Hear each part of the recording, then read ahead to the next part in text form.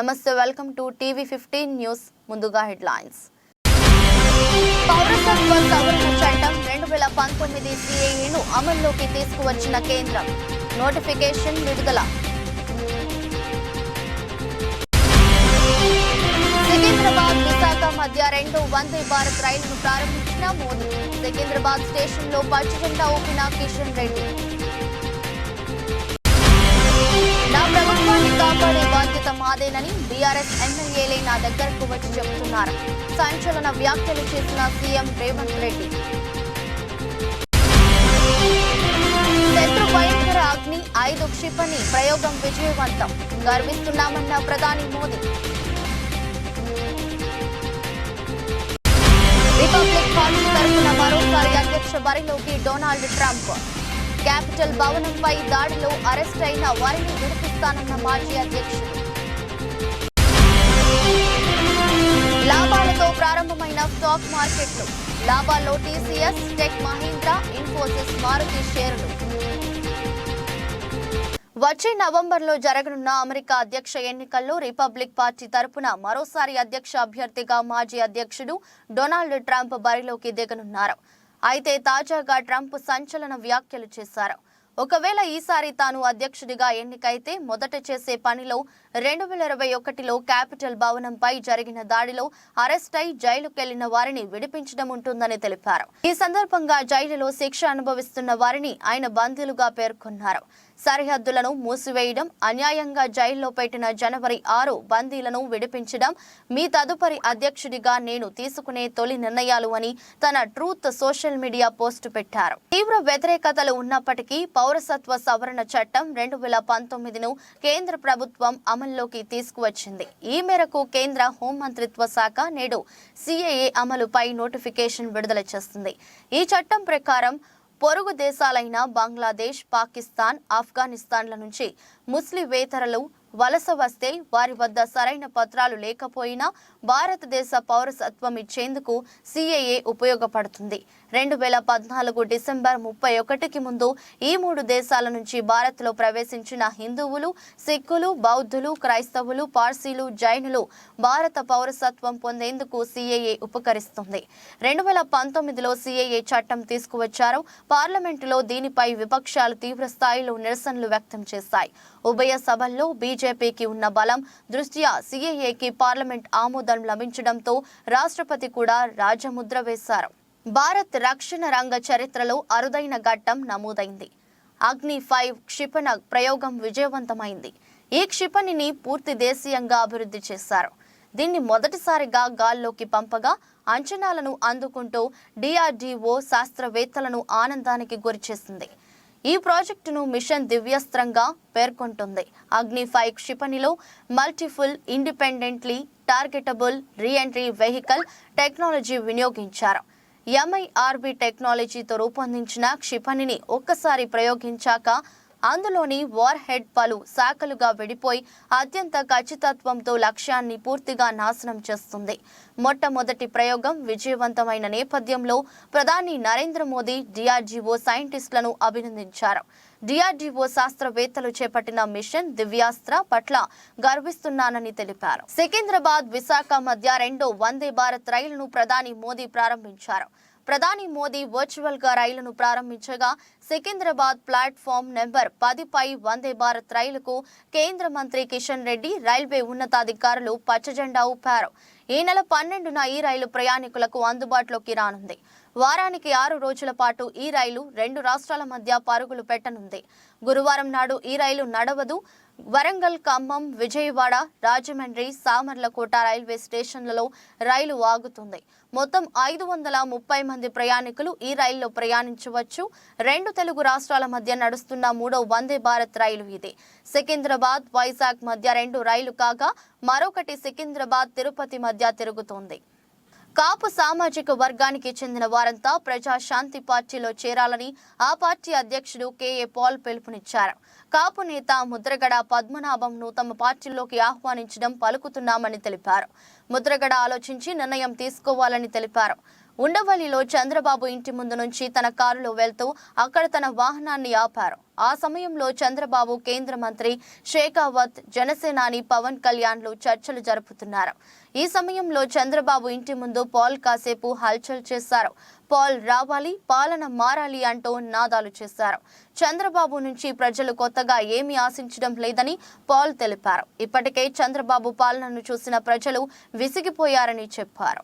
5 ఏళ్లు కాంగ్రెస్ ప్రభుత్వం ఉండాలని, అందుకే మీ ప్రభుత్వాన్ని కాపాడే బాధ్యత మాదేనని చాలా మంది బీఆర్ఎస్ ఎమ్మెల్యేలు తనను కలిసి మరీ చెప్పి వెళ్తున్నారని సీఎం రేవంత్ రెడ్డి సంచలన వ్యాఖ్యలు చేశారు. మనుగురులో కాంగ్రెస్ ప్రజా దీవెన సభలో ఆయన ప్రసంగించారు. ఈ సందర్భంగా మాట్లాడుతూ వచ్చే పార్లమెంట్ ఎన్నికల్లో కాంగ్రెస్ పార్టీ 14 సీట్లు గెలుపొందడం ఖాయమని ధీమా వ్యక్తం చేశారు. అందుకే బీజేపీ, బీఆర్ఎస్ పార్టీలు కలిసి తమ ప్రభుత్వంపై కుట్రలు చేస్తున్నాయని ఆరోపించారు. లోక్సభ ఎన్నికల తరువాత తమ ప్రభుత్వం ఉండదని బీజేపీ నేత డాక్టర్ కె లక్ష్మణ్ అంటున్నారని, కానీ వారి పార్టీ గెలిచింది 8 సీట్లు, వాటితో ప్రభుత్వాన్ని ఎలా ఏర్పాటు చేస్తారు అని ప్రశ్నించారు. అంటే బీజేపీ, బీఆర్ఎస్ ఒక్కటై కుమ్మక్కై తమ ప్రభుత్వాన్ని పడగొట్టాలని ప్రయత్నం చేస్తున్నారని అర్థమవుతుందన్నారు. తనను బీఆర్ఎస్ ఎమ్మెల్యేలు చాలా మంది కలిసి అండగా ఉంటామని చెప్తున్నారని పేర్కొన్నారు. తాను గేట్లు తెరిస్తే కనుక బీఆర్ఎస్ లో కేసీఆర్, ఆయన కుటుంబం తప్ప మిగతా ఎవరూ పార్టీలో ఉండరని హెచ్చరించారు. బీఆర్ఎస్ ఎమ్మెల్యేలు అందరు నాకు కలిసి చెప్పిపోతున్నారు. ఒకవేళ నేను అనుకుంటే గేట్లు తెరిస్తే కేసీఆర్, నువ్వు, నీ అల్లుడు, నీ ఇంటోళ్ళు తప్ప మొత్తం కాంగ్రెస్ పార్టీ కండువ కప్పుకొని ఇందిరమ్మ రాజ్యాన్ని, కాంగ్రెస్ ప్రభుత్వానికి అండగా నిలబడతారు. ఇవాళ మన మిత్రుడు వెంకట్రావు గారు కూడా ఇక్కడికి వచ్చి మనకు మద్దతుగా నిలబడ్డాడు.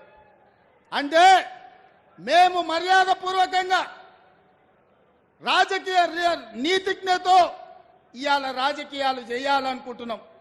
మీరు మా ప్రభుత్వాన్ని పడగొట్టాలనే కుట్ర మోడీ, కేడీ కలిసి చేస్తే చూస్తూ ఊరుకుంటామని అనుకోకండి.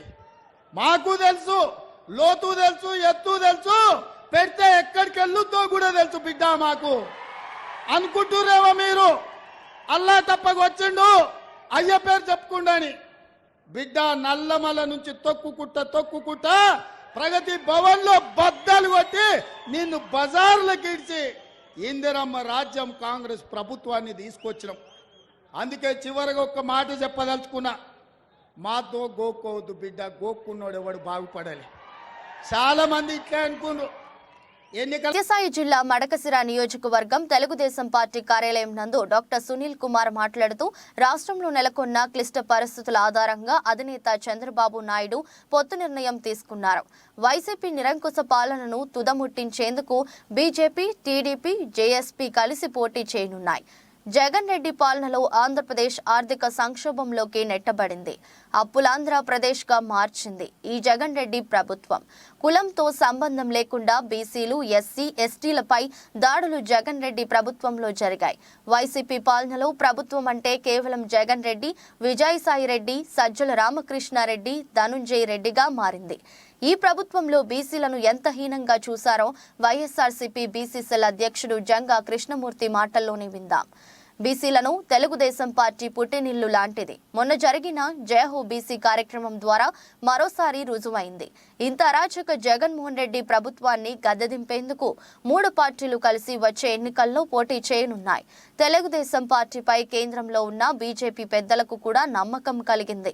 అందుకే కేంద్రమే పొత్తులకు ఆహ్వానించింది. తెలుగు ప్రజల కోసం, ఆంధ్రప్రదేశ్ అభ్యున్నతి కోసం తెలుగుదేశం పార్టీ సంకల్పించిన మహాయజ్ఞానికి ఇటు జనసేనతో పాటు బీజేపీ కూడా కలిసి వస్తుంది. నారా చంద్రబాబు నాయుడు దర్శనిక పాలన ఆంధ్రప్రదేశ్ ప్రజలకు రక్షగా ఉంటుందని మేము నమ్మాము. అతిపెద్ద జాతీయ పార్టీతో పాటు దేశం మొత్తం మాకు మద్దతిస్తుందని మడకశిర నియోజకవర్గం ఎమ్మెల్యే అభ్యర్థి డాక్టర్ సునీల్ కుమార్ అన్నారు. ఈ కార్యక్రమంలో మాజీ ఎమ్మెల్యే ఈరన్న, రాష్ట్ర వక్కలిగా కన్వీనర్ పాండు రంగప్ప, జిల్లా కార్యదర్శి రవిభూషణ్, మాజీ ఎంపీపీలు ఆదినారాయణ, అశ్వత్థామప్ప, మాజీ కన్వీనర్ రామాంజనేయులు మరియు తదితరులు పాల్గొన్నారు. Okay sir. అందరికీ నమస్కారం. మీడియా మిత్రులకు, ఎలక్ట్రానిక్ మీడియా మిత్రులకు, ప్రింట్ మీడియా మిత్రులకు, సోషల్ మీడియా మిత్రులకు నమస్కారం. 2024 ఎన్నికల్లో Telugu Desam party, Janasena party, Bharatiya Janata party కలిసి పోటీ చేస్తూ ఉన్నాయి. ఇది ఒక చారిత్రాత్మక విషయం. ఎందుకంటే ఆంధ్రప్రదేశ్ రాష్ట్రం అప్పులు అనే సంక్షోభంలోకి నెట్టబడింది. అప్పుల కుప్ప అయింది ఆంధ్రప్రదేశ్ రాష్ట్రం. అలాగే కులాలతో సంబంధం లేకుండా బీసీల దగ్గర నుంచి ఎస్సీ ఎస్టీల వరకు దాడులు పెరిగిపోయినాయి. జగన్మోహన్ రెడ్డి గారి ప్రభుత్వంలో ఈ దుష్ట చతుష్టయ అంటే జగన్మోహన్ రెడ్డి గారు, సజ్జల రామకృష్ణారెడ్డి గారు, విజయసాయి రెడ్డి గారు, ధనుంజయ రెడ్డి గారు, వీళ్ళు నలుగురు కలిసి రాష్ట్రాన్ని ఒక విధ్వంసంలోకి నెట్టేసినారు. దీని నుంచి కాపాడుకోవాలంటే ఆంధ్రప్రదేశ్ రాష్ట్రానికి కేంద్ర ప్రభుత్వం సహకారం తప్పనిసరి. అందుకోసం ఈసారి రాష్ట్ర ప్రజలను అలాగే ఆంధ్రప్రదేశ్ రాష్ట్రాన్ని కాపాడాలనే ఉద్దేశంతో Telugu Desam party, Janasena party, BJP పార్టీలు కలిసి నడవాలని నిర్ణయించుకున్నాయి. నిర్ణయాన్ని తెలుగుదేశం పార్టీ కుటుంబ సభ్యులుగా తెలుగుదేశం పార్టీ నాయకులు, కార్యకర్తలు అందరూ స్వాగతిస్తూ ఉన్నారు. అలాగే ఈ పొత్తు అనేది చాలా కీలకమైనది. ఎందుకంటే జగన్మోహన్ రెడ్డి గారు లాంటి ఒక విధ్వంసకారుణ్ణి, అంటే ఇప్పుడు ఎంతోమంది ముఖ్యమంత్రులను చూసాం కానీ ఇంత అరాచకం, రౌడీయిజం, గూండాయిజం చేసినటువంటి ముఖ్యమంత్రి లేరు. ప్రజాస్వామ్యం వదిలేసి కేవలం రౌడీ రాజ్యంగా పరిపాలన చేసిన ప్రభుత్వం ఏదైనా ఉందంటే అది ఈ వైఎస్ఆర్సీపీ ప్రభుత్వం మాత్రమే. తప్పకుండా ఈ వైఎస్ఆర్సీపీ ప్రభుత్వానికి బుద్ధి చెప్పాలని పవన్ కళ్యాణ్ గారు, అలాగే ప్రధానమంత్రి నరేంద్ర మోడీ గారు, చంద్రబాబు నాయుడు గారు కలిసి నడవాలని నిర్ణయించుకున్నారు. తప్పకుండా రాబోయే రోజుల్లో 2024 అసెంబ్లీ పార్లమెంట్ ఎన్నికల్లో తెలుగుదేశం, జనసేన, బీజేపీ కూటమి అసెంబ్లీ పార్లమెంట్ ఎన్నికల్లో తప్పకుండా విజయం సాధించి కేంద్ర రాష్ట్ర ప్రభుత్వాలను ఏర్పాటు చేస్తాయని ప్రతి ఒక్కరూ కోరుకుంటున్నారు. అదే జరుగుతుంది కూడా, ఇది వాస్తవం. నేను మరొకసారి చెప్పేది ఏంటంటే ప్రజలందరూ కుప్పం టీడీపీ కార్యాలయంలో సోమవారం ఎమ్మెల్సీ కంచర్ల శ్రీకాంత్ మీడియా సమావేశం నిర్వహించారు. ఈ సందర్భంగా ఆయన మాట్లాడుతూ మంత్రి పెద్దిరెడ్డి మనవడితో ప్రారంభోత్సవం చేయడం ఏమిటని ప్రశ్నించారు. ప్రోటోకాల్ ప్రకారం చంద్రబాబు పేరు శిలాఫలకంలో ఎక్కడ వేయాలో అధికారులకు తెలియదు కానీ మంత్రి మనవడితో ప్రారంభోత్సవాలు చేస్తారా అంటూ ఎమ్మెల్సీ కంచర్ల ఫైర్ అయ్యారు. మంత్రి మనవడికి ఏ ప్రోటోకాల్ ఉందో తమకు తెలియదన్నారు. కుప్పంలో అభివృద్ధి చేశామని చెబుతున్న అధికార పక్షం ఏమి అభివృద్ధి చేశారో చెప్పాలని కంచర్ల డిమాండ్ చేశారు. మంత్రి గారి మనవడు చేశారు. ప్రోటోకాల్లో చంద్రబాబు నాయుడు గారి పేరు వేయటం, ఎక్కడ వేయాలో ఏంటో తెలియదు కానీ అధికారులకు కానీ వాళ్ళందరికీ మంత్రి గారి మనవడి చేత మాత్రం రిబ్బన్ కటింగ్ చేయటం చేయొచ్చు. ఆయనకి ఏ ప్రోటోకాల్ ఉందో నాకు తెలియదు. ఇంకా ఆయనకి మంత్రి గారి కన్నా పెద్ద ప్రోటోకాల్ ఉందేమో అబ్బాయికి, ఆ బాబు చంద్రబాబుకి మాకు తెలియదు. ఏదో వాళ్ళ ఫ్యామిలీ ఫంక్షన్ లాగో లేకపోతే వాళ్ళ ఇంటికి సంబంధించిన ఏదైనా కంపెనీని ఓపెన్ చేయించుకున్నట్టు వాళ్ళ మనవడి గారి చేత ఓపెన్ చేయించారు.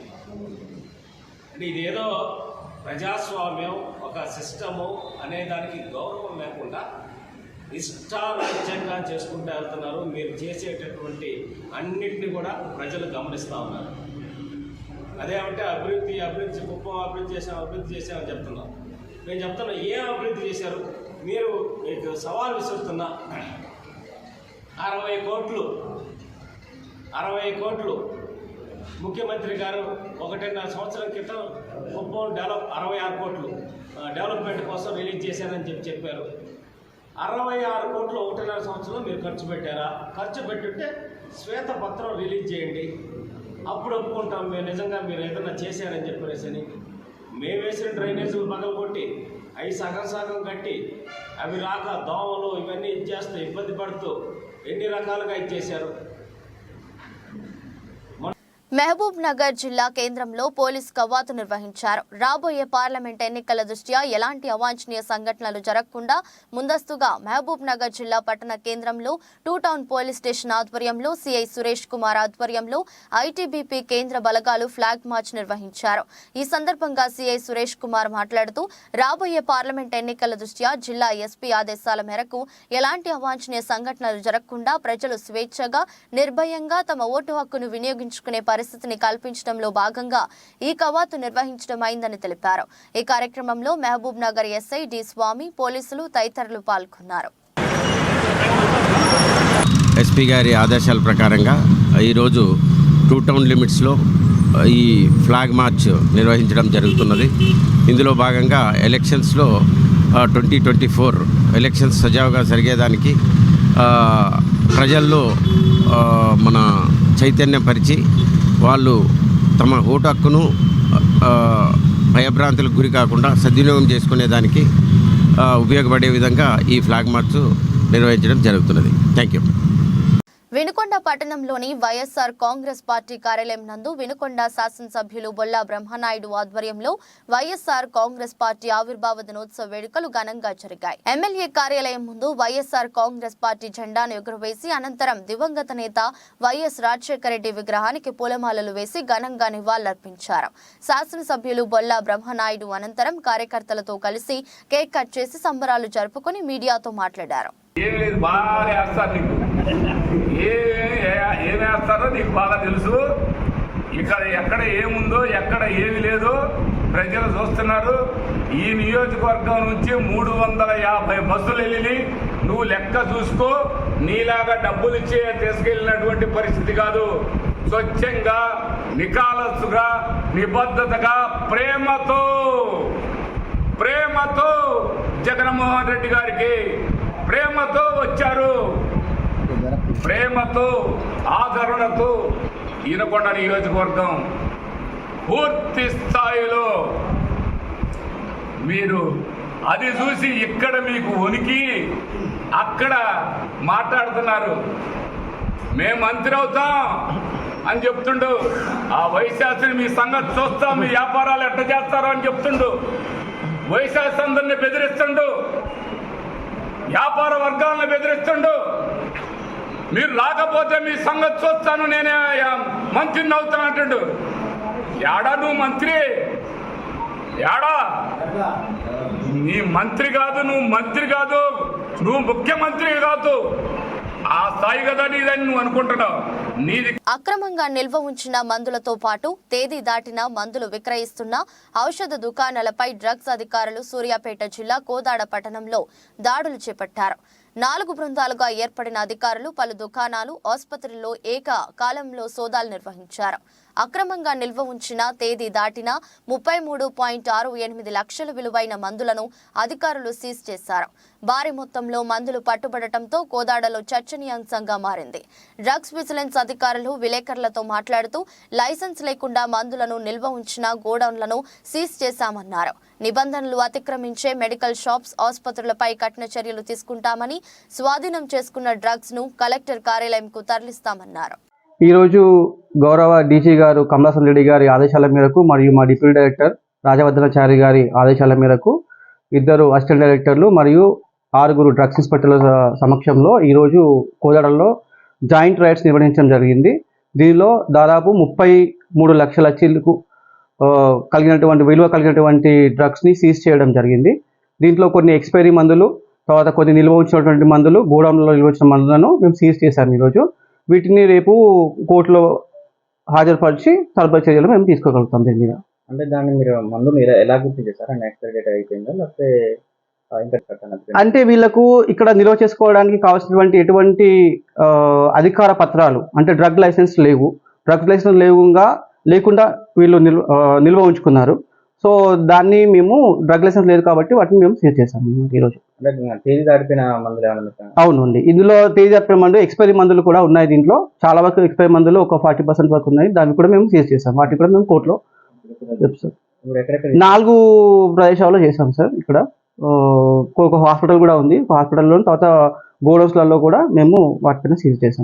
ఇప్పుడు ఒక 4-5 రోజుల క్రితం అంటే అది కూడా ఒక భాగము, కానీ దాంట్లో పాటు ఇవి కూడా ఎక్స్ట్రా చేసామంట. అంటే మా సార్ ఆదేశాల మేరకు వాటిని చేసామన్నమాట. ఇవన్నీ ఎలాంటి చర్యలు ఉండబోతున్నాయి? వీటిని ఖచ్చితంగా మేము కోర్టులో హాజరుపరుస్తాము. కోర్టులో ఇంటిమేషన్ ఇచ్చిన తర్వాత further action as per drugs and cosmetic act 1940 and rules ప్రకారం యాక్షన్ ఉంటుంది దీని మీద ఖచ్చితంగా. నాగర్ కర్నూలు ప్రభుత్వ జనరల్ ఆసుపత్రిలో గత 7 సంవత్సరాలుగా వెట్టి చాకరీకి గురవుతున్న శానిటేషన్, పేషెంట్ కేర్, సెక్యూరిటీ కార్మికులు జీవో నెంబర్ 60 ప్రకారం కొత్త వేతనాలు తక్షణమే అమలు చేయాలని, కార్మికుల జీతాల చెల్లింపులో భారీ అక్రమాలకు, అవినీతికి పాల్పడుతున్న ప్రస్తుత ఎస్ఎస్సి ఏజెన్సీని బ్లాక్ లిస్టులో పెట్టి రద్దు చేయాలని, ఆకలి కోస తీర్చాలని సోమవారం ఉదయం 7 గంటల నుండే విధులు బహిష్కరించి నిరవధిక సమ్మెకు దిగారు. వైద్య శాఖ అధికారులు, పోలీసులతో కార్మికులు కార్మికుల సమ్మెను విచ్ఛిన్నం చేసేందుకు ప్రయత్నిస్తే కార్మికుల బగ్గుమని సమ్మెను ఉధృతంగా కొనసాగించారు. దీనితో ఆసుపత్రి సూపరింటెండెంట్ డాక్టర్ రఘు దిగివచ్చి కార్మికులతో చర్చలు జరిపి ఎస్ఎస్సీ ఏజెన్సీ అక్రమాలపై విచారణకు కమిటీని నియమించి వారం లోపట చర్యలు తీసుకుంటామని, టెండర్లపై కూడా పై అధికారులతో చర్చించి సత్వరమే పూర్తి చేసేందుకు ప్రయత్నిస్తామని హామీ ఇవ్వడంతో కార్మికులు తాత్కాలికంగా సమ్మెను విరమించి విధుల్లో చేరారు. ఈ కార్యక్రమంలో ఏఐటియుసి జిల్లా ప్రధాన కార్యదర్శి మారేడు శివశంకర్, జిల్లా నాయకులు బాలపీరు శ్రీనివాస్, ఏఐఎస్ఎఫ్ జిల్లా అధ్యక్షులు ఏ మధుగౌడ్, ఆసుపత్రి కార్మికులు బాలకిష్టమ్మ, రంజాన్ బి, బాలమణి, రాధా, అజ్మీరా, గౌరమ్మ, హేశ్వరి, మನೆమ్మ, సంతోషమ్మ, నాగమణి, మహేశ్వరి, అలివేల, బురాన్ బి, మన్నెమ్మ, రేణుక, జ్యోతి, బాలకృష్ణ, యాదగిరి, రాజు, పెద్ద నిరంజన్, జమీర్, వెంకటేష్, రఘు, ఖలీల్ తదితరులు పాల్గొన్నారు.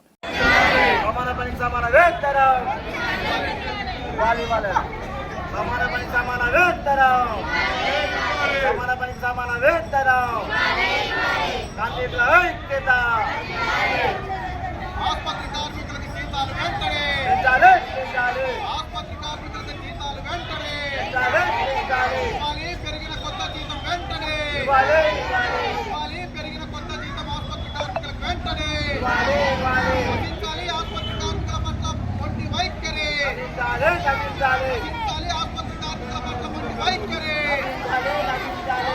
జీతాలు పెంచే వరకు ఆసుపత్రి కార్మికుల ఐక్యత,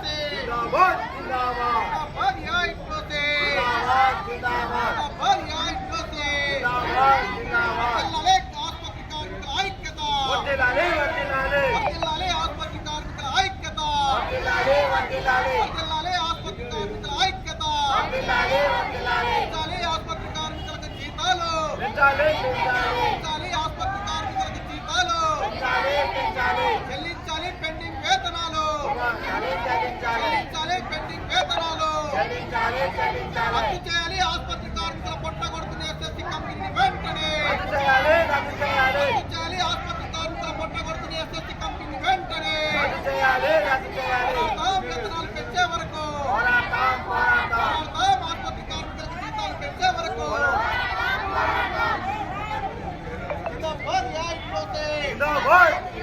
ఆసుపత్రి కార్మికుల ఐక్యత, ఆసుపత్రి కార్మికుల ఐక్యత, జీతాలు పెంచే వరకు, జీతాలు పెంచే వరకు, జీతాలు పెంచే వరకు పూర్తి చేయాలి టెండర్లను వెంటనే, పూర్తి చేయాలి పెండింగ్ లో ఉన్న టెండర్లను వెంటనే, పెంచాలి కార్మికుల సంఖ్యను, పెంచాలి కార్మికుల సంఖ్యను, పెంచాలి కార్మికుల సంఖ్యను, తగ్గించాలి కార్మికులకు అదనపు పని భారం, తగ్గించాలి కార్మికులకు అదనపు పని భారం, చెల్లించాలి పిఎఫ్ఈఎస్ఐ, చెల్లించాలి పిఎఫ్ఈఎస్ఐ, పోరాడతాం వేతనాలు పెంచే వరకు, పోరాడతాం వేతనాలు పెంచే వరకు, పూర్తి చేయాలి ఆగిపోయిన టెండర్లను వెంటనే, పూర్తి చేయాలి ఆగిపోయిన టెండర్లను వెంటనే,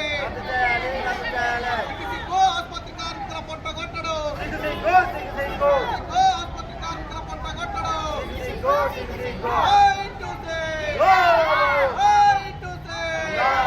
కార్మికుల ఐక్యత, కార్మికుల ఐక్యత, కార్మికుల ఐక్యత, పోరాడతాం ఆసుపత్రి కార్మికులకు వేతనాలు పెంచే వరకు, పోరాడతాం ఆసుపత్రి కార్మికులకు వేతనాలు పెంచే వరకు. భద్రాద్రి కొత్తగూడెం జిల్లా బూర్గంపాడు మండలం ప్రజలకు తెలంగాణ రాష్ట్ర ప్రభుత్వం అందిస్తున్న జీరో కరెంటు బిల్లు కష్టాలు ఎదురవుతున్నాయి. ప్రజాపాలనలో ఇచ్చిన దరఖాస్తులు లోపాలు ఉన్నాయని, అందువల్లనే మరోసారి దరఖాస్తులు మండల ప్రజా పరిషత్ కార్యాలయంలో చేసుకోవాలంటూ అధికారులు చెబుతున్నారు. ఈ క్రమంలో మండలంలోని పలు ప్రాంతాలలో జీరో బిల్లు లభించకపోవడంతో లబ్ధిదారులు గత వారం రోజులుగా మండల ప్రజా పరిషత్ కార్యాలయం చుట్టూ ప్రదక్షిణలు చేస్తూ ఇబ్బందులు ఎదుర్కొంటూ ఉన్నారు. ఆనాడు ప్రభుత్వం ఆదేశాల మేరకు ప్రజాపాలన సంఘటనలు నమోదు చేసుకున్న తర్వాత విద్యుత్ శాఖ అధికారులు ఆన్లైన్లో నమోదు చేసిన జీరో బిల్లు వర్తించకపోవడంతో పేదవారు పలువురు ఇబ్బందులు ఆందోళన పడుతున్నారు. ప్రభుత్వం పేదవారికి జీరో బిల్ అందజేస్తాదని, 200 యూనిట్ల వారికి తప్పనిసరిగా రాయితీ వస్తుందని, కరెంటు బిల్లు కట్టనవసరం లేదని స్వయంగా సీఎం రేవంత్ రెడ్డి చెబుతూ ఉన్నారు. కానీ అధికారుల నిర్లక్ష్యం కారణంగా సామాన్యుడు నానా అవస్థలు పడవలసిన పరిస్థితి మండలంలో చోటు చేసుకుంటోంది. అధికారుల నిర్లక్ష్యం కారణంగా సామాన్యుడు కార్యాలయాల చుట్టూ ప్రదర్శన చేస్తూ మరోసారి నమోదు చేసుకోవాల్సిన పరిస్థితిని అధికారులు తీసుకువచ్చారు. అధికారుల నిర్లక్ష్యానికి నిదర్శనంగా ప్రస్తుతం మండలంలో ప్రజలు అధికారులు చుట్టూ కార్యాలయాల చుట్టూ తిరగాల్సిన పరిస్థితి ఏర్పడిందని పలువురు తమ అభిప్రాయం వ్యక్తం చేస్తున్నారు. మరోసారి నమోదు చేసుకున్న జీరో బిల్లు వర్తిస్తుందా లేదా అనే అనుమానాలు ప్రజల్లో కొట్టుమిట్టాడుతున్నాయి. అధికారులు మాత్రం నమోదు చేసుకోండి వస్తుంది అని చెప్తున్నారు. కానీ అధికారుల నిర్లక్ష్యంగా వ్యవహరిస్తున్న అధికారులపై ఉన్నతాధికారులు మాత్రం చర్యలు తీసుకోవాలని ప్రజలు కోరుతున్నారు. Warangal central zone DCP Mohammed బారీపై ఇంతేజార్ గంజ్ పోలీస్ స్టేషన్లో ఫిర్యాదు చేసిన జర్నలిస్టులు. ఎస్ఎన్ఎం క్లబ్ వద్ద అభివృద్ధి కార్యక్రమాలకు శంకుస్థాపన చేసిన పలు మంత్రుల కార్యక్రమంలో తూర్పు జర్నలిస్టులపై పరుష పదజాలంతో దూషించిన వరంగల్ సెంట్రల్ జోన్ డీసీపీ బారీపై చర్యలు తీసుకోవాలంటూ వరంగల్ పోలీస్ కమిషనరేట్ కార్యాలయంలో ప్రెస్ క్లబ్ బాధ్యులు, పలు జర్నలిస్టులు, సంఘాల నాయకులు సిపికి ఫిర్యాదు చేశారు. వరంగల్ నుండి హన్మకొండ ప్రెస్ క్లబ్ కి భారీగా తరలి వెళ్లిన తూర్పు జర్నలిస్టులు, ప్రెస్ క్లబ్ సభ్యులు నల్ల బ్యాడ్జీలతో డీసీపీ బారీకి వ్యతిరేకంగా జర్నలిస్టులకు బహిరంగంగా క్షమాపణ చెప్పాలని నిరసన తెలిపారు. వరంగల్ ప్రెస్ క్లబ్ నుండి 250 మంది జర్నలిస్టులతో కలిసి ర్యాలీగా తరలి వెళ్లి పోలీస్ కమిషనర్ కార్యాలయం వద్దకు చేరుకుని డీసీపీ బారీపై చర్యలు తీసుకోవాలని ప్రెస్ క్లబ్ బాధ్యులు, వివిధ సంఘాల యూనియన్ నాయకులు, పలు జర్నలిస్టులు పోలీస్ కమిషనర్ అంబర్ కిషోర్ కి మెమోరాండం అందజేశారు. ఈ విషయంపై స్పందించిన పోలీస్ కమిషనర్ అంబర్ కిషోర్ జూ యూనియన్ నాయకులు, పలు జర్నలిస్టు బృందాలతో కలిసి చర్చలు జరపగా సరిగా స్పందించకపోవడంతో జర్నలిస్టు నాయకులు సంతృప్తి చెందక సెంట్రల్ జోన్ డీసీపీ బారీపై ఇంతేజార్ గంజ్ పోలీస్ స్టేషన్లో ఫిర్యాదు చేశారు.